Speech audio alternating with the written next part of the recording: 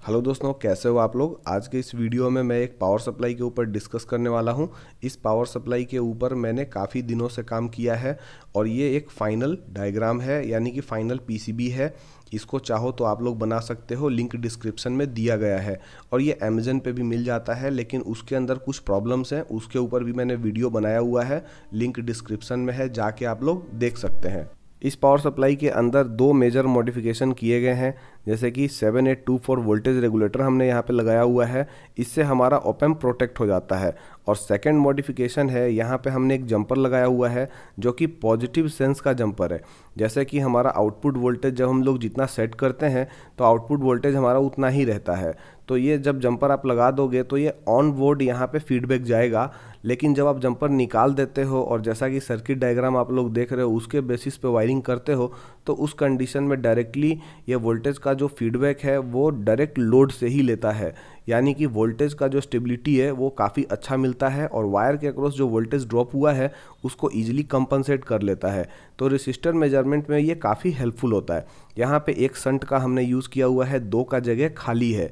यहाँ पे दो और शंट आप लगा सकते हो ताकि हीट जनरेशन कम हो सके और ज़्यादा करंट कैपेसिटी इसका बढ़ाया जा सके। पावर सप्लाई का सर्किट भले ही कितना अच्छा हो, लेकिन अगर हम लोग ट्रांसफार्मर अच्छे क्वालिटी का यूज़ नहीं करेंगे तो इसका कोई मतलब नहीं है। यहाँ पे मैं रिकमेंड करूँगा कि सी कोर वाला या फिर टोरॉइडल कोर वाला ट्रांसफार्मर आप लोगों को यूज़ करना चाहिए, क्योंकि इसका जो मैग्नेटिक फील्ड रहता है वो बहुत ही कम इमिट होता है। लेकिन नॉर्मल ट्रांसफार्मर जैसे कि ईएल प्लेट वाले जो होते हैं उसमें आप देखोगे कि जो मैग्नेटिक फील्ड है वो बहुत ज़्यादा इमिट होते हैं। इससे हमारा जो आसपास का या जितने भी सराउंडिंग कंपोनेंट्स हैं वो अफेक्ट हो जाते हैं। तो यहाँ पे हमें ज़्यादा अच्छा स्टेबिलिटी नहीं मिलता है।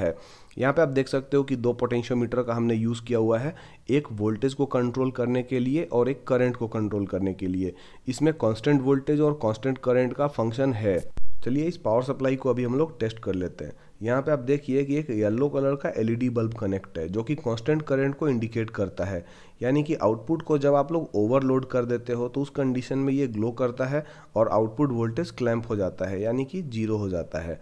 यहाँ पे हमने एक मोटर कनेक्ट किया हुआ है जो कि एक डीसी मोटर है। जब आप इसको एसएमपीएस से कनेक्ट करोगे तो नॉइज़ लेवल काफ़ी ज़्यादा होता है, लेकिन यहाँ पे देखिए नॉइज़ काफ़ी हद तक कम है। और ऐसा इसलिए है क्योंकि ये एक लीनियर पावर सप्लाई है और यहाँ पे हमने जो कैपेसिटर लगाया है वो काफ़ी हद तक पावरफुल है। अभी हम लोग इस पावर सप्लाई को दो तरीके से टेस्ट करने वाले हैं। पहला कांस्टेंट करंट टेस्टिंग और दूसरा होता है ऑन ऑफ टेस्टिंग। इसमें हमें आउटपुट वोल्टेज में किसी तरीके का कोई ओवरशूट नहीं दिखना चाहिए। यहाँ पे 10K का पोटेंशियोमीटर है जिससे हम लोग करंट को सेट करते हैं। जब लिमिट से नीचे लेके जाते हैं तो येलो वाला एलईडी ग्लो करने लगता है और आउटपुट वोल्टेज वहाँ कम हो जाता है। तो देखिए यहाँ पे किसी तरीके का कोई भी ओवरशूट नहीं है। अभी हम लोग इसका ऑन ऑफ टेस्टिंग करने वाले हैं, यानी कि डायरेक्ट हमें ट्रांसफार्मर को ऑफ कर देना है। उस कंडीशन में आउटपुट में किसी तरीके का कोई ओवरशूट नहीं होना चाहिए। इससे हमारा आउटपुट में कोई भी ऐसा छोटा मोटा कंपोनेंट है, जैसे कोई माइक्रो कंट्रोलर लगा हुआ है, तो वो डैमेज हो सकता है। तो यहाँ पे ये भी टेस्टिंग बहुत ज़रूरी है। तो आप देखिए कि जब हमने पावर सप्लाई हमारा ऑन है और उसको ऑफ़ किया तो यहाँ पे किसी तरीके का कोई भी ओवरशूट नहीं है। वोल्टेज बहुत ही स्लोली, यहाँ पे जो वोल्टेज है वो बहुत ही धीरे धीरे डिस्चार्ज हुआ है। यानी कि यहाँ पे हमारा जो पावर सप्लाई है वो दोनों टेस्ट को पास करता है। अगला टेस्टिंग है इसका 0 वोल्ट टेस्टिंग। यहाँ पे आप देख सकते हो कि अगर हम लोग चाहें तो आउटपुट को परफेक्टली 0 वोल्ट पे सेट कर सकते हैं। मिनिमम वोल्टेज है -100 मिली वोल्ट, जो कि ज़्यादातर ओपैम्प बेस्ड अगर कोई आप एक्सपेरिमेंट करना चाहते हो तो भी आप इस पावर सप्लाई से कर सकते हो। दोस्तों मैं ये पावर सप्लाई किन्हीं 5 रैंडम सब्सक्राइबर्स को फ्री ऑफ कॉस्ट प्रोवाइड कराने वाला हूँ। यानी कि एक छोटा सा गिव अवे होगा, तो आप लोग कमेंट कीजिए और मुझे बताइए कि किनको इस पावर सप्लाई का ज़्यादा ज़रूरत है, और मैं उस कमेंट को पिक करूँगा और रैंडमली हम लोग चूज़ करेंगे, सेलेक्ट करेंगे कि किनको ये गिफ्ट मिलना चाहिए। तो दोस्तों आपको ये वीडियो कैसा लगा है प्लीज़ कमेंट करके बताइएगा। और भी काफ़ी सारे अपकमिंग प्रोजेक्ट्स हैं जिसके ऊपर वीडियोज़ आने वाला है। तब तक के लिए आप हमारे चैनल को सब्सक्राइब कर लीजिए, बेल आइकन पर क्लिक कर दीजिए ताकि आपको नोटिफिकेशन आ जाए। Thank you for watching.